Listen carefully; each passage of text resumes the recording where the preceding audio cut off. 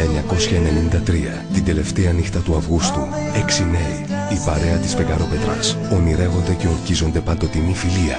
Θέλω να κατακτήσω τον κόσμο! Θέλω να γίνω η καλύτερη Όμως εκείνη τη νύχτα κάτι έκαναν λάθος. Τι πήγε στραβά? 2008, 15 χρόνια μετά, κανείς δεν έχει ξεχάσει το μεγάλο μυστικό. Τι θα κάνω να το μαθευτεί? Δεν θα μαθευτεί. Αν δεν το κάνεις εσύ θα το μάθει απαλή. Ούτε να το διανοηθείς. Όλοι οι άνθρωποι έχουν δύο πλευρές. Θέλω να προσέχεις γιατί δεν ξέρω τι είναι ικανός να κάνεις το παιδί, είναι επικίνδυνος. Τίποτα δεν θα κάνει. Την πλευρά που δείχνουν Θέλω να κάνουμε κι άλλο παιδί. Θέλω ό,τι θέλει η αγάπη μου. και αυτοί που θέλουν να κρύψουν. Ας την ήσυχη. Κρατήσω επιτέλους μακριά της.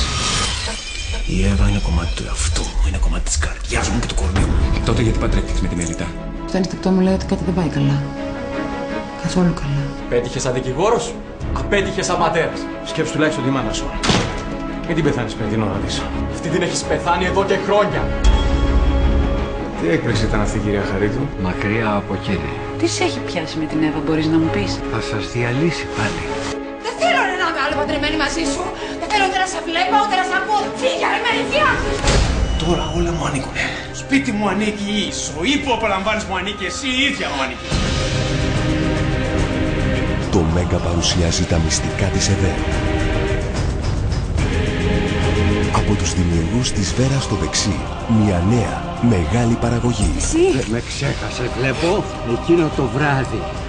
Εσύ τηλεφώνησες στη γυναίκα μου. Θα σε σκοτώσω με τα ίδια μου τα χέρια. Μια παρέα αντιμέτωπη με το παρελθόν της.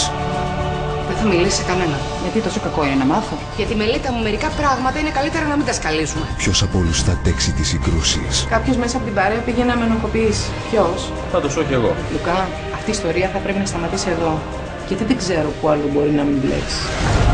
Τις δοκιμασίες και τα κρυμμένα μυστικά. Εμείς μια ζωή δεν μοιραζόμαστε τα πάντα. Τα πάντα. Μέχρι να βρει τη δική του ΕΔΕ. Την Εύα την αγαπούσα πολύ τότε. Τότε.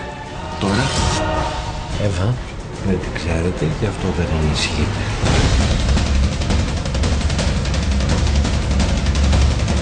Τα μυστικά της ΕΔΕ. Τα όνειρα εκδικούνται.